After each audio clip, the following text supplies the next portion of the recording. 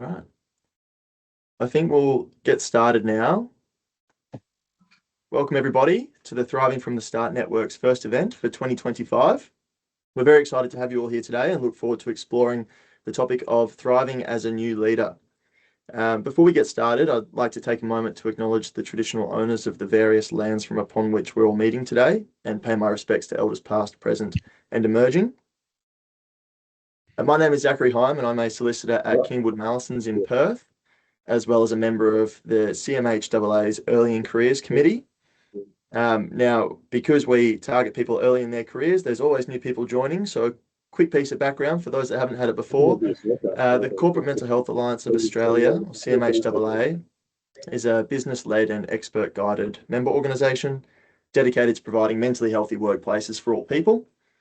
The Early in Careers Committee is a subsection of the CMHAA. So the EIC committee was founded to specifically support those starting off in their career, given the particular challenges that group faces, to ensure the maintenance of good mental health and wellbeing. The Thriving from the Start Network is an initiative from the EIC committee, which seeks to bring young professionals together to help achieve that very goal. So we're really excited to have you here today for our final connection session of 2025. Our focus is, of course, on leadership, specifically the transition into leadership roles. So I suppose to introduce that theme a little more, young professionals are often exposed to vertical structures in the workplace and will look to leaders above them in the organisation to help guide their careers and progression as leaders. But for many of us, leadership doesn't begin with a promotion or a title change. It can start much earlier.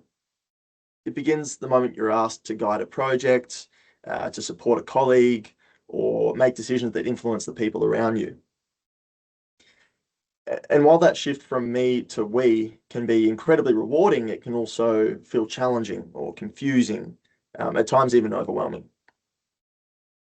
So young professionals find themselves navigating new forms of pressure as they step into leadership roles, balancing performance, self-doubt, team well-being, and their own growth all at the same time. So today's conversation is about understanding that transition and giving you some tools to help you thrive as you take on more responsibility in your careers. We want to spotlight what effective modern leadership actually looks like, how to build confidence and resilience early, and how to lead in a way that supports not just performance, but also well-being, your own and your team's. So we're fortunate to have a fantastic panel with us today, and I'll introduce you to each of our speakers now. First, if each of you would like to give a little wave, but I think names are on screens. But first, we have Rachel Linton. Rachel is a leadership coach and consultant at Cognize Coaching and Consulting. We also have David Brewster.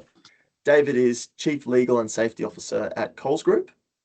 And last but not least, we have Alison Warrior, who is a Senior Associate at Kingwood Mallesons here in Perth as well. I think, Alison, you're probably around just up there on the floor above, maybe over there. Yeah. Together, we'll unpack three key themes, which you as attendees have nominated as the most relevant elements to unpack. Namely, those are 1, the peer-to-leader transition, 2, managing difficult people, including managing upwards, and 3rd, micromanagement or control. Some housekeeping before we begin. We encourage you to use the chat throughout. You can share reflections and questions as we go. We'll also open a formal Q&A later on in the session. Now, to set the scene a little further, Rachel, I might bring you in here to also help our audience know what they're aiming for as a leader. How would you define effective leadership in today's workplace? Yeah, thanks, Zach. Hi, everyone. I guess, first of all, there's no, one effective way to lead effectively. But what we do know from a lot of the research is that there are 4 sets of behaviours that are associated with cultures of wellbeing, innovation and performance. So the first of these is leading by example. So this is acting ethically, behaving in line with company values, demonstrating what's expected. The second is inspiring with purpose. So that's where you help the people on your team to really understand and connect the things that they're doing day to day with the greater mission and purpose that you're working towards. The third is encouraging innovation. So this is all about, listening, encouraging people to find better ways of doing things, be creative and solve problems. And then finally, developing people. So this is all about being interested in the people on your team, getting to know them as individuals, noticing their strengths, supporting and encouraging them to grow and develop and find opportunities for them. So it sounds pretty simple, but it's not easy to lead in that way. It takes a lot of intention, effort, and ongoing personal development. Yeah, no, that does sound easy. You're right when you talk about individualized leadership, but that one concept sounds like a lot of work, especially if you're working in a large team. With today's leaders in mind, what is it, Rachel, that you think it is about moving into leadership or management that may test the well-being of a young professional? Yeah, I mean, it's a really big transition for people to go from being a high-performing individual contributor to being a leader of a team or a manager of a team. And I think that we often underestimate the identity shift that's involved in making that transition. So it's not just about learning some new skills in, delegating and giving feedback and so forth. It's really a shift in the way that you see yourself and how you create value.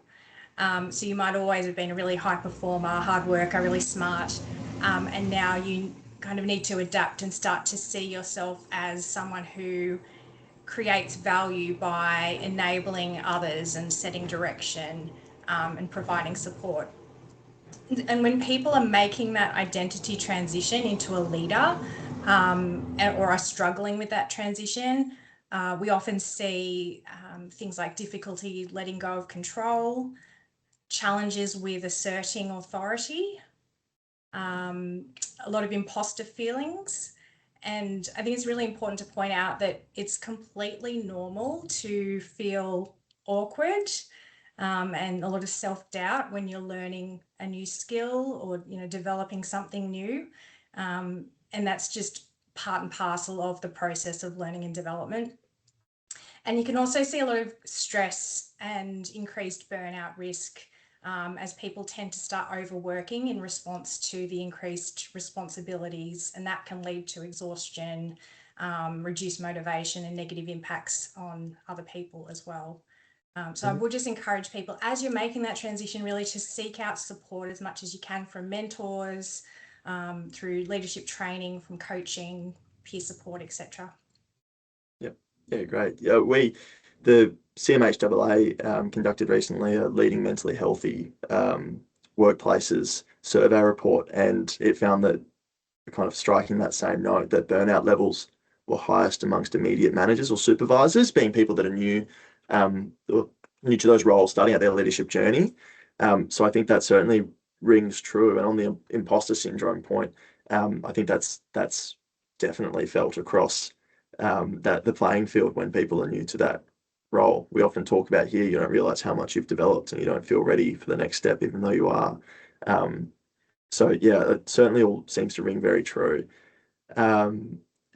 Before we dive into our first theme, David, you have a few years under your belt with more to come. Looking back on your transitions into leadership, how have you found the transition to leadership roles in general?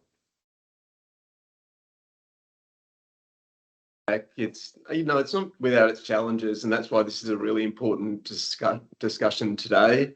As she's mentioned, imposter syndrome, self-doubt, and in terms of what Rachel touched on, the need to have a support network, I think one of the things we can unpack today is I've experienced one of the challenges is that, particularly if you are someone who was part of a broader cohort, so you had friends who are at level, or even just really good workmates who are at level, and suddenly you're promoted above them, you can find that your traditional support networks become harder to rely on, because there's some things you just can't talk to the people who are now your direct reports about.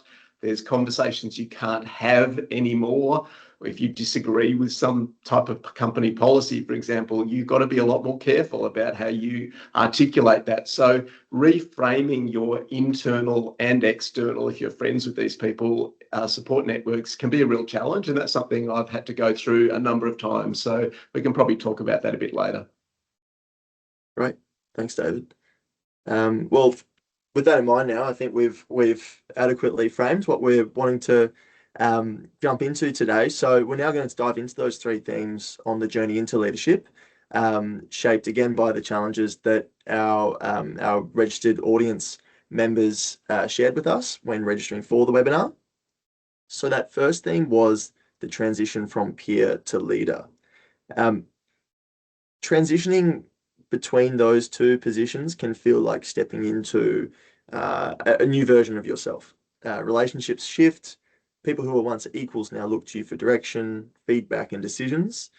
Those subtle but significant shifts can challenge your sense of identity, as Rachel and David have both alluded to there, as you learn to balance familiarity with authority. Alison, I might throw to you to start off here. You've recently undergone a transition into a leadership role. Can you share with us what this transition has been like, particularly in terms of your relationships with those around you? And as follow-up to that, what strategies have you found helpful? Yeah, thanks, Zach. I think this is a really good question because in my so at Mallesons we have quite structured P&D processes, and I remember remarking to my supervising partner on my first P&D reflection point after I'd made senior associate, and I made the comment that actually it all felt a little bit anticlimactic because nothing really felt like it had changed. And then I think after hearing his view of that is, sorry, let me just take a step back. It kind of alludes to what you were saying before at the very start of this talk, which is that actually leadership is not something that happens overnight. It's not something that happens with a title change. And in fact, the change to leadership that I felt on reflection was actually what happened for, say, the 6 months or the 12 months before I actually had that title change. So reflecting a little bit on that journey, I think what changed the most is to start really thinking about the collective. It went from being me and I and what I want to what we as a team and how you actually build people up going forward, which was the change that I sort of saw. And in terms of, I guess, how that transition of relationships looked like, I think it was, it kind of happened quite naturally and quite gradually, and it happened at every layer. So, in order to build my skills up to be able to lead teams and lead matters, because I'm a corporate M&A lawyer, I was given a lot more responsibility at each new matter that came around. And I think naturally that shifted how people in the team sort of saw me, and they would come to me for, work and instructions and feedback. And it became this really gradual loop. I think what David said is true about just being mindful, I think, in what capacity you're speaking to people as well, especially if you're starting off as from a friend level, and then you've got a professional overlay to it. And so, these are all things to sort of balance. It's not easy and it's gradual. And I definitely, definitely felt a little bit awkward, especially if you're giving instructions for the first time to someone who's at the same level or sometimes even a little bit more senior, just because I've got more familiarity with the matter or whatnot. But I think, everyone, at least in my journey, has been very appreciative and supportive of my journey thus far. And so I've had a pretty good transition to leadership, I think, notwithstanding maybe my self-consciousness to it. Yeah, great. And I think we had a prior discussion where I think you described it as having different hats. Yes, exactly. I think when I am kind of going about my regular day or whatnot, I think I'm quite a friendly person, and so I have lots of chats and banter and whatnot. And then sometimes you do need to swap into a bit more of a kind of leader or development coach or a different lens. And I think I kind of not physically do this because that would be super weird in the conversations, but I try and have a bridging sentence or something to swap from maybe a banter type conversation to being, well, now focusing on this. And that's kind of the signal, I think, to wearing different hats in the same breath. Mm. And that switch from, you mentioned banter, it feels very Australian in particular, and we might have some New Zealand listeners as well, and I'm sure they can also appreciate it. It's part of the culture, and there's a very egalitarian sense in Australia. I think that ability to switch and maintain that kind of professional hygiene, and splice that out sometimes is important. That makes a lot of sense. Well, that's very helpful to have in our back pocket. Now, we've also got an example coaching scenario here. So we've taken scenarios submitted by our audience for each of these themes, where we're going to have our speakers provide kind of their thoughts on how to manage a particular scenario that may apply in line with that theme. Just to give people a sense of maybe some of the tools that they can have in their toolkit if they encounter those same scenarios. So I'll share this first one here. Here we are. This first scenario, I'll read it out for those at home. Since stepping into your new leadership role, you've noticed that a former peer is failing to collaborate and is consistently missing deadlines. Despite your efforts, the situation has not improved. What steps can you take to address this challenge and move forward?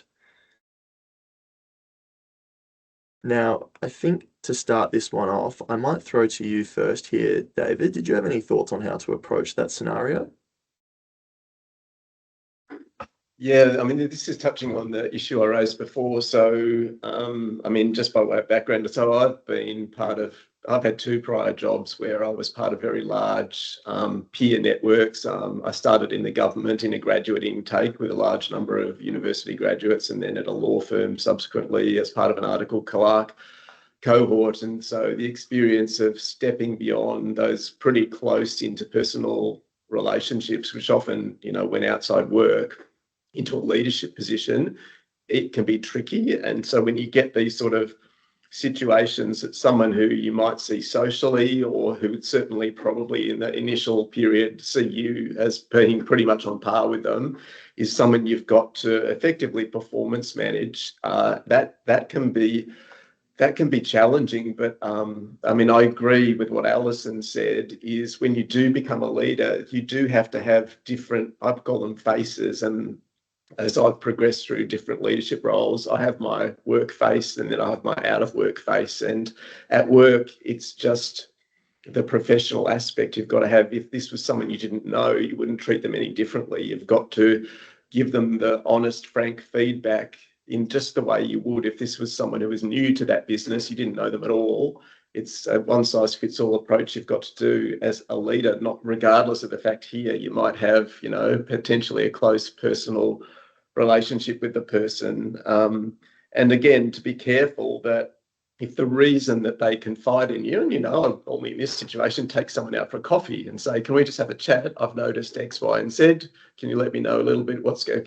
If the answer comes back that it's actually to do with you, then that's one type of conversation you've got to have. But if it's because of someone else in the business, that's where as a leader, you've then got to be careful, because if they're potentially saying, look, my performance is because of this person, and they're bagging out that person and criticizing someone, as a leader, you can't buy into that. Whereas previously, when you were at level, you might have had a bit of a bitch and a moan with the person about, the other people who were making your life hell, but you just can't do that anymore. So it's taking that degree of separation and stepping back from a relationship that is just something you've got to face into, and it can just take time to get used to that, to be frank.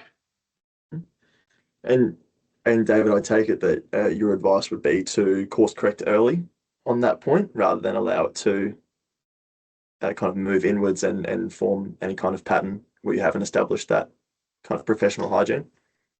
Yeah, and that is one of the realities, is that when you're promoted, you can't really give people as long as they might need to get used to the fact that you are their boss now. They've got to come to the party, and whilst you can be supportive, you can't treat anyone differently. So I agree with what you've just said, Zach, that you really just need to face into potentially more challenging conversations early on. Fantastic. And Rachel, Alison, is there anything that you wanted to add to David's points there? I think for me, one of the things that I think about when I have to have constructive conversations is what I would have liked to have heard. I would rather know upfront if there's something that I'm doing that's not meeting the mark, or how that, basically. So I think there's no reason to avoid that conversation. If I would have appreciated the frankness, I think the people around me would also appreciate the frankness. And I think, in the situation that David mentioned, if you had taken someone out for a coffee and then they had said something about the work situation, which is impacting their productivity or their efficiency, I think, part of the role is also to take a step back and think about, well, are there changes in the system that might be able to, like, firstly, from an objective lens, is there something that can change here in order to make a more efficient workplace environment? And that's not, as David said, buying into one person's perspective, but maybe there is something that can be tweaked, perhaps, or maybe it's it's something else. So I think it's also just thinking about, how you take on that feedback and try and advocate rather for an efficient team if required, if the situation is such that that is the appropriate course of action. Yeah, fantastic. If I can just add as well, I really like what both David and Alison have said there. I think often in these kinds of difficult situations, there's a temptation to start telling yourself a story about what's happening here, and you start to kind of make assumptions about what's going on. You might decide that the person's lazy or selfish or whatever it might be, and you can make up a whole thing. So I think it's often helpful in these situations to just sort of start by asking, how could I be really wrong about what I think's happening here in this situation? And to approach it as really sharing a perspective when you have the conversation with the other person. Here's what I'm noticing, as David was saying, and just not waiting till you're 100% sure that you've got it right. As soon as you start to think, I know what's going on here, I'm really certain, that really prevents you from listening effectively and having a kind of two-way dialogue. So just approaching it as sharing a perspective, asking for their perspective about what's happening, and approaching it from there is really a collective dialogue. Yep. Right, thanks all. I think I'll add one last anecdote, which is someone once told me that even if a good leader makes a decision that doesn't benefit you or isn't the decision you wanted, it's still hard not to respect them. So I think that's stuck with me ever since I was told that. So that's the last thing I'll throw in on there, just to add into all those really, really useful insights. We'll now move in.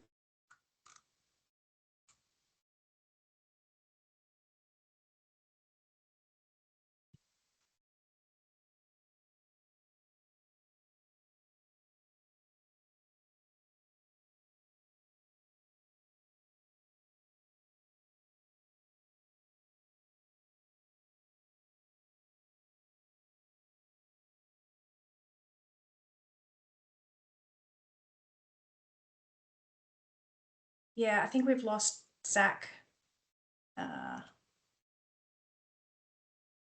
Yeah.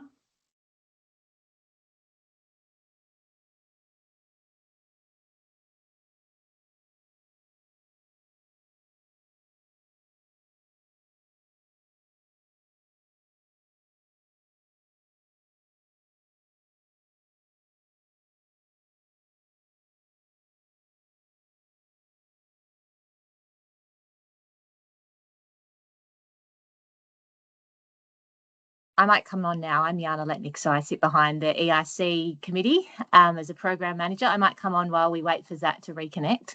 So the second theme we're going to go into is managing diverse personalities and managing up. So managing diverse personalities and managing up are two of the most challenging parts of stepping into leadership, which we've heard right now. It demands a high degree of cognitive and emotional load, and you haven't even started on getting the task itself started. Those you manage will have different work styles, motivations, and personal issues. New leaders also need to balance advocating for the need of their team while complying with senior directives, so deadlines and personalities that might exist upwards as well. Alison, one for you. Since moving into leadership, how have these elements and extra demands played out for you?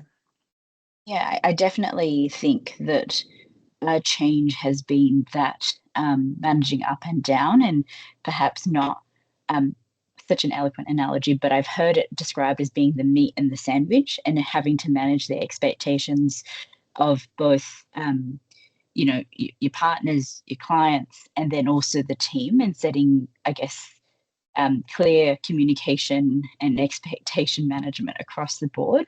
And it just takes a lot of time, I find, especially when you're in a heat of a M&A transaction or an ECM IPO or something, and you've got meetings in the morning with the client, with the investment bankers or whatnot, and then you've got lots of questions coming through from team members, rightfully so, and then things that you need to communicate from the meetings that you've had, and then how you manage all of that with a deadline and a timeline.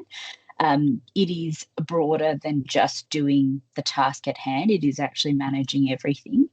And, it is the mental load of thinking of all of those things, and also trying to ensure that your team members aren't overworked, and you're not seeing emails in the early hours of the morning every single day, because that's not healthy. And how you actually balance all of that is quite difficult, and is probably the thing that I've found most challenging stepping into the role, or transitioning into the roles rather, because it's a whole process rather than just overnight. I think in terms of how I've managed that, I'm a big lists person. I make a lot of lists. I like to communicate to people, this is what needs to be done. And I try and balance that by not micromanaging, which is something I think we'll come back to next, by not telling people exactly when they have to do every single task by, but sort of saying, hey, by the end of the day or by the end of this week, these are the things that we need to have achieved as a team. And I think doing that also gives sort of the managers and the supervising partners and whatnot oversight as to what the team is also doing. And so, that's how I find balancing that works for me and the team that I work with most of the time. I'm sure there are exceptions to. It sounds like a real overload of all new skills being learnt at once, and trying to manage that as well as looking after those that you are now managing. Yes. Yeah. And Zach, you're back with us. Hi everyone, what did I miss? My apologies for that. I'm still unsure what caused it. I assume, sorry, Jana, that you've asked our question. Yeah, we're just going to go to Rachel now, about what steps can a new leader take to manage difficult relationships above and below. Beautiful. Yeah, thank you. So I think, as I was saying before, I think there is a tendency as a leader, the meat and the sandwich, to become a bit entrenched in your own perspective at times. And I think it can be helpful when you're thinking about difficult relationships to kind of just be curious about, what is it that I'm finding difficult about this relationship or this situation? What's most challenging for me in this? And what's my role in this situation, and trying to find a way forward? I think it can also be helpful, particularly when, thinking about managing up, to just be aware that, your manager and their peers often have a broader view of the system, broader kind of accountabilities, and they might be aware of other kind of priorities or boundaries that you might not necessarily be as across. So just being curious about that, being kind of as aware as you can be of the broader system, and how your piece fits into that for them. I think it can also be helpful going into difficult conversations just to think about, what's my positive intention coming into this? How can I kind of contribute to making this a constructive dialogue? And I think just in terms of, managing your own well-being when having these kinds of difficult situations, really just focusing in on the purpose of what you're doing. It's about the outcome. It's about the mission that you're working towards. It's not about personal approval and being liked, as tempting as it can be to fall into that way of thinking. I think that approach you've described, Rachel, of kind of, as you mentioned earlier, not trying to be, not assuming that you know exactly what the problems may be, and in this case, trying to actually understand the broader ecosystem in which you're operating. That curiosity, I think, is actually really important. I think those assumptions that people can jump to will often cause miscommunication, and you see this kind of snowball effect between people when they could otherwise work really, really well together, and someone could be leading a team very well if that was avoided. I've actually noticed that myself, not at Mallesons, of course, but I've noticed that myself. Now we might move into another one of our coaching scenarios, and if I do fall out for a second time on this call, it will be like lightning striking twice, so it might actually be a sign of extreme luck in some way, but I don't think that's going to happen. Now, so our coaching example for this theme is as follows. Your new leader requires you and your direct reports to complete a task according to a deadline. You are aware that the deadline is well before the work is actually needed, and your team is currently at capacity in terms of their existing workload. How do you approach the conversation with that manager while still maintaining trust and the right perception? David, I might throw to you to start us off on that one. That managing upwards and downwards at the same time, how can you manage that? So look, I think it's really important to remember that the scenario we're looking at is where someone's been sort of newly promoted into leadership. You do need to reframe your relationship with the person who's going to be your line manager, but presumably in most cases that person will have been involved in the process by which you were put forward and approved for a promotion. So you've got to remember they're generally going to have your back. They want you to succeed because they've been part of that process. And so part of the new leadership is setting a new cadence for that relationship, and being able to communicate in a little different way than you have with that leader. So in this sort of scenario, it'll be approaching that person to understand their expectations, and maybe this is trickle down information from the team that they're too busy rather than it being embedded in real fact. Maybe there are factors you haven't had time to be briefed on which are driving it, and you need to have the conversation with your line manager to fully understand what is driving the overall situation behind that workload. But that means just having that new discussion in the relationship with your line manager. Something too you've got to be careful of when having a discussion with a line manager is, especially if being promoted from a team that you're very close to, is being too protective of the team. Like, obviously every leader wants to look after for their direct reports, but I've certainly experienced in the past where new leaders are just too unwilling to listen to feedback about the performance of their team. And in this situation you've just put forward, it might be there's an underperformance issue in the team. So if you go in all sort of gung-ho with your line manager saying this workload is excessive, no one can meet it, blah, blah, blah, only to find out that actually you're just unaware that the team aren't performing up to expectations, then that's going to not make you look particularly great for not having spotted it. So that's another thing you've got to be careful of. Yeah, fantastic. That it cuts both ways, it seems, definitely, and that I think transparency is very important, not just from this leader in the middle, but from above and below, to ensure it flows all the way through. In the interest of time, we might quickly move on to the third theme, just because I want to make sure we give that one enough airtime as well. But Alison and Rachel, if there's anything quickly you wanted to add on to those points?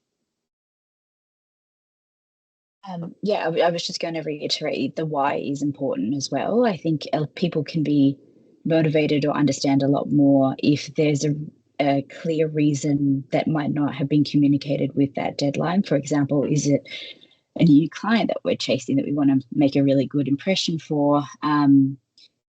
That might be a reason that isn't communicated down, but is, valid for sure. And then the other thing is clear communication as well. When I have been in this situation, what I have done is these are all the tasks that the team is working on.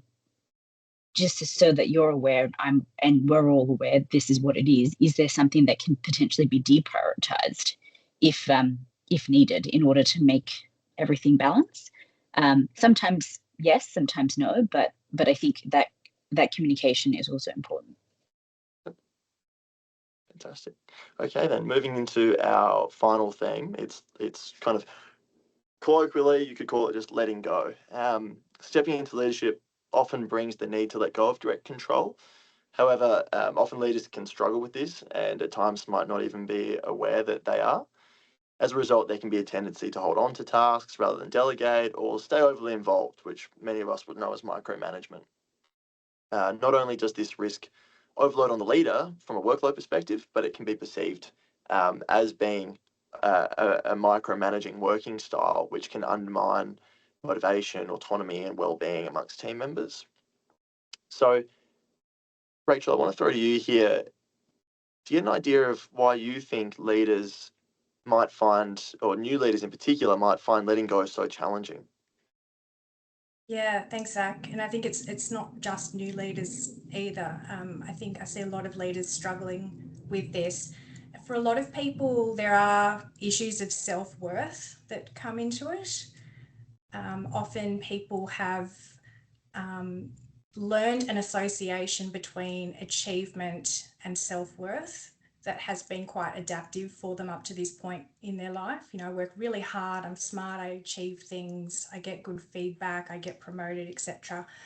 But it may not necessarily be so adaptive once you start stepping into leadership roles and need to start having broader views of what your self-worth is all about and how you create value.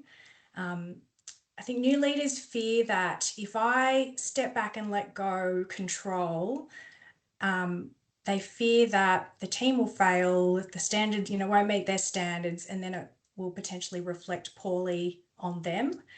And that can drive patterns of over-involvement.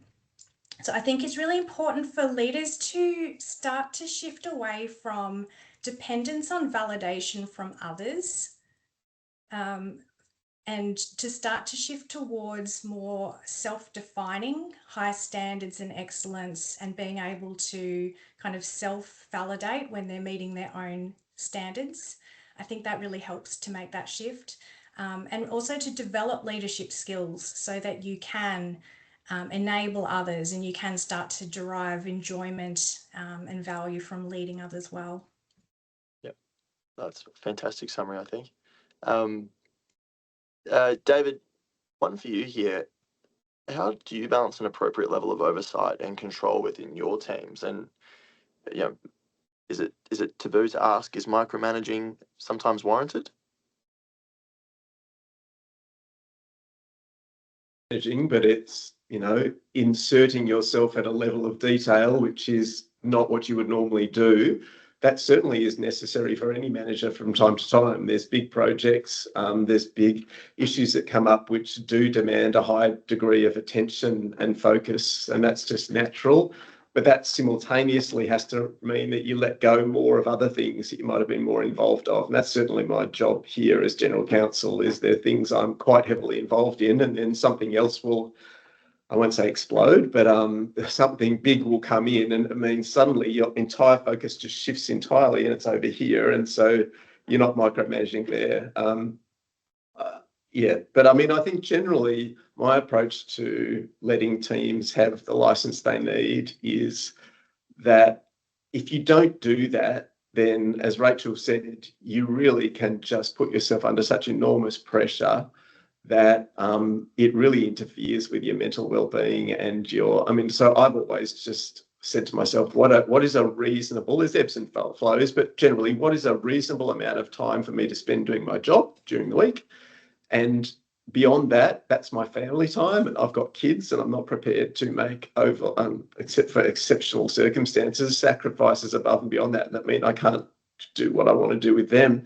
And then you just fit your life around it at work. And that means by default, it will mean you cannot micromanage except in rare cases, because you just don't have the time. The only way you can micromanage is if you do not go home at night, you work all weekend, and if you just set yourself a rule that there is boundaries around those things, it forces you as a leader to give the appropriate degree of attention to matters and not to micromanage. Yeah, fantastic. And do you think that it helps to empower your team members to direct your attention rather than having to, have your own radar that is always trying to pick up where possible issues are and where you need to insert yourself? Is it most useful to have team members that are able to kind of come and give you a tap when they need assistance and they can direct your attention as needed? Look, absolutely. The clearer communication is about, these are the sorts of things, if they happen, I want you to tell me about, but beyond that, I'm happy for you to just get on with it. If you can establish that at the start, I mean, often that takes monitoring in my experiences, actually, but as long as you can keep having that conversation, that's a good way to start. Fantastic. Well, with that, we'll move into our third live coaching scenario. Now, this one goes as follows. You've delegated a task to a team member and provided support as needed. With the deadline approaching, their work isn't meeting the required standard. You're hesitant to step in and complete it yourself, but you're concerned that they won't be able to raise the quality in time to meet that deadline. How should you handle this situation? I might throw to you first, Alison. Did you have any thoughts on how to manage that? Yeah, it's a good question. I think realistically, how I would approach this situation is I would ask to see an earlier draft. So, I think in law firms, sometimes when you're working on a big document or whatnot, it's quite an iterative process. So you've done one turn, it goes up for review, and then it might come back with comments, and then you go again. And I think that process is really good for learning. And I think that it helps balance the quality and learning opportunity and efficiency.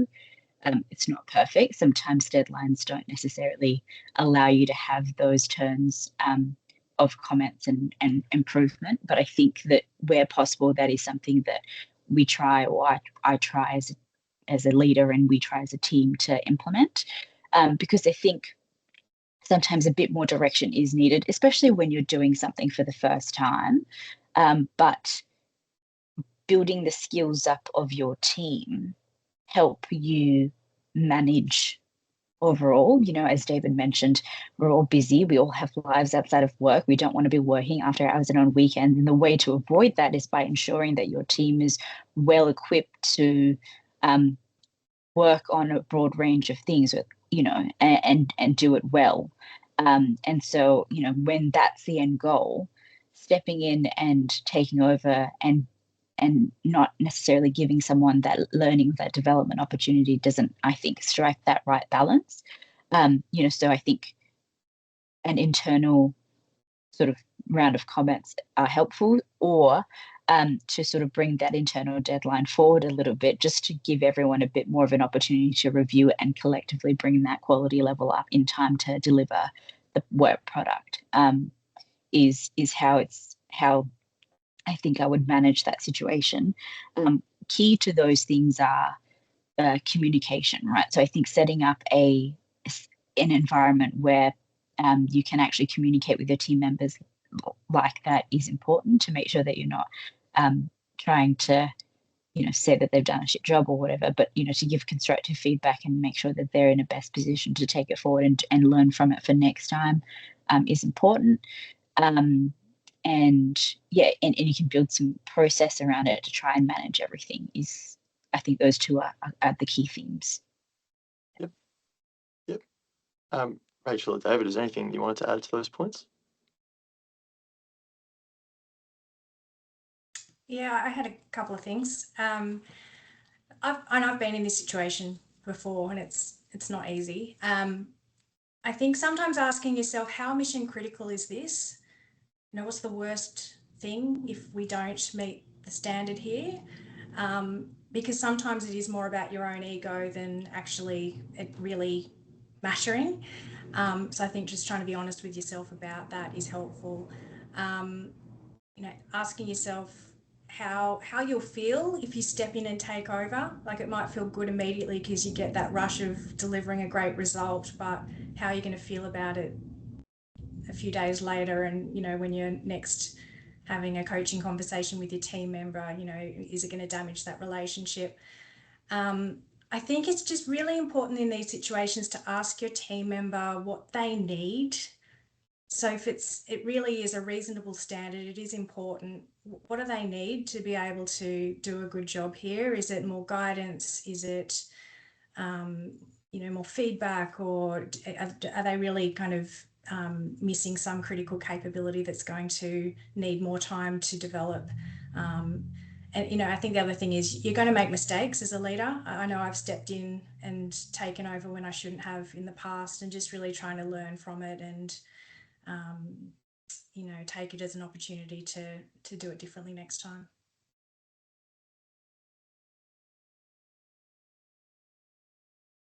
So you're just on mute, Zach. Sorry, practicing good call hygiene and then forgetting that I've decided to out of nowhere practice it. Sorry, David, was there anything that you'd like to add? There are going to be occasions you do need to step in and take control. And if this thing's going off a cliff, then it's your responsibility as boss to do what it takes, even if that involves stepping on toes. But that should be the exception. I mean, normally, if you're actually going to take the work over and do it yourself, one thing you can do is sit down with the person and just do it together. And I've certainly done that myself here, rather than just doing it at my computer alone. I come into this room actually with the laptops and say, right, let's just bash this out together. So that's another approach you could adopt. Yep, that's fantastic. Brilliant. Well, that brings us to the conclusion of our three themes, noting that we did want to open up to a Q&A for any questions that our audience members had. Now, I don't think too many have come through. There was one here which was maybe more a piece of general career advice, and that was around the people that aren't undertaking that transition into a leadership role, but whose peers are.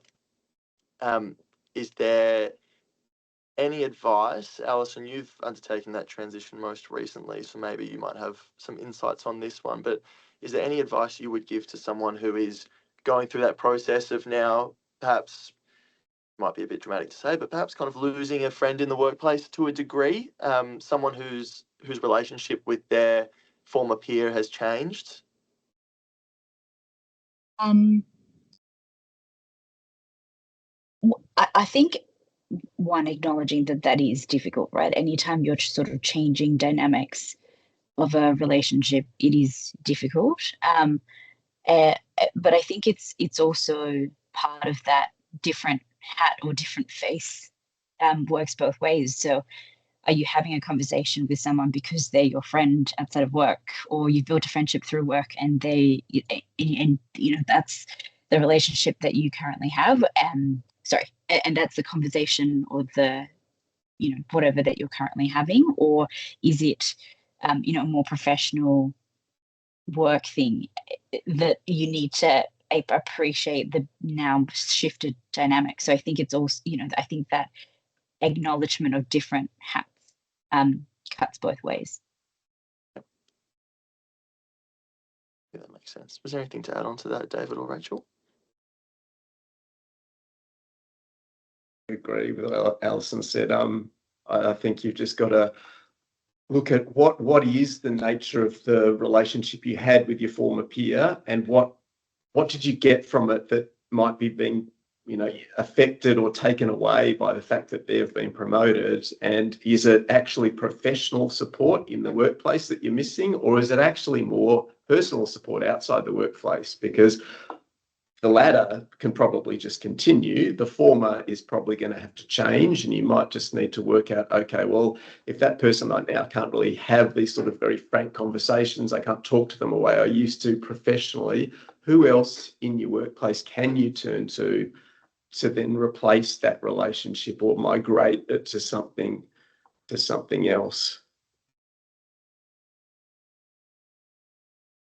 Right. Now, we've had a couple more come through in the interim here. One is about, as a new leader who is still building the required competence or skill when it comes to the tasks that their teams are performing, how that leader can manage getting more involved in the detail than would be ideal, maybe, without micromanaging. Any thoughts on that from the panel?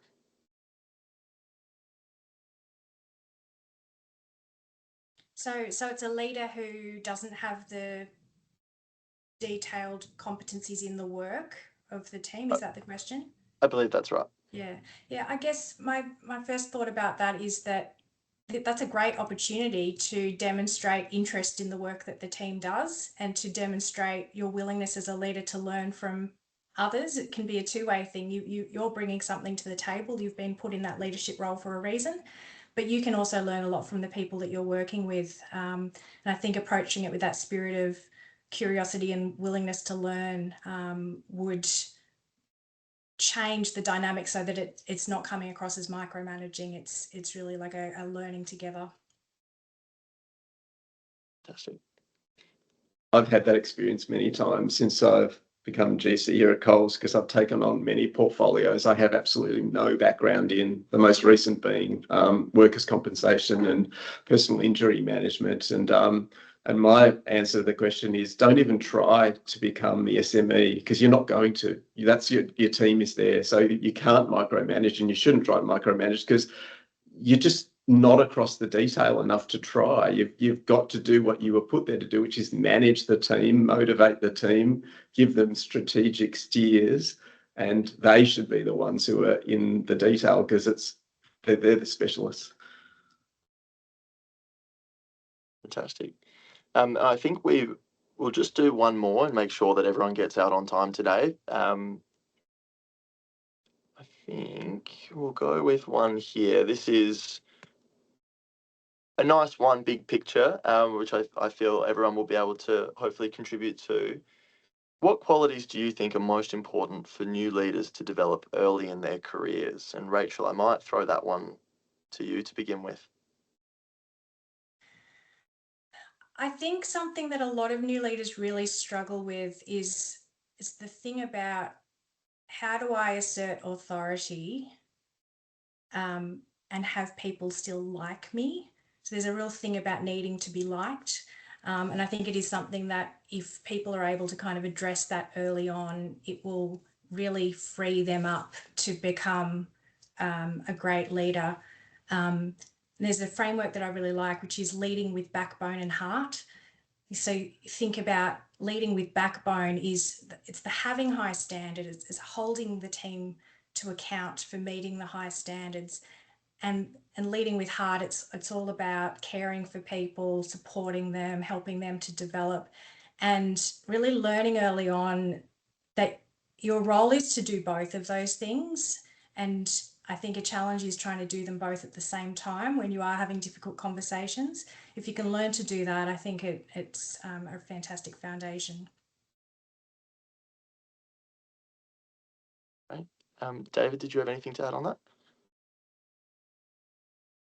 What Rachel just said, actually, it's resisting the urge to think that a good leader means that everyone just has to really like you. And it's nice if your team think that you're a nice boss, but you can't always be a nice boss, and you can't always have your team like you. And just the process of realizing that and being the best person you can and managing the best way you can, but not feeling like that means you've just got to make them happy all the time, be the best friend all the time. That learning that early and recognizing that early is a good thing. Well, as a new leader, I'm still learning that, I think. So yeah, definitely something for me to continuously reflect on as well. And I think I think one thing that I have also learned is to kind of pick and choose what I think works for different people based on the leadership styles that I have seen my supervising partners do. And to just appreciate that the first thing that you pick might not be what eventually is the thing that works for you and your team. So to continuously let go and find your own style, because you're not going to be a mirror image of someone as well. Fantastic contributions. Thank you all. And I think certainly will be noted by many of our attendees. Well, with that in mind, and looking at the time, I think we will do our best to wrap and give everyone a couple minutes back. I hate it when people say that on calls. Thank you to Rachel, David, and Alison for your time and contribution to today's event. And thank you everyone for attending today. The CMHAA and the Early in Careers Committee members are successful where we're able to share these resources with you, so your attendance means a great deal, and we hope the learnings will be of use. If you have any feedback, please feel free to use the QR code, which will pop up here. It'll take you to a feedback form. All your feedback is noted. It helped inform this session. It's really valuable for us, and we hope then by extension it becomes really valuable for you. Keep an eye out also for videos and content related to this webinar, which will be shared in the coming weeks. And of course, feel free to share that content with others in your network. They do not need to be CMHAA member organisations. And finally, to find out more or get involved with CMHAA, the Thriving from the Start Network, or the Early in Careers Committee, you can visit our website. We've also provided here a link to Cognize coaching, which Rachel runs, as well as Lifeline and Headspace if you need those resources. Thanks, everyone.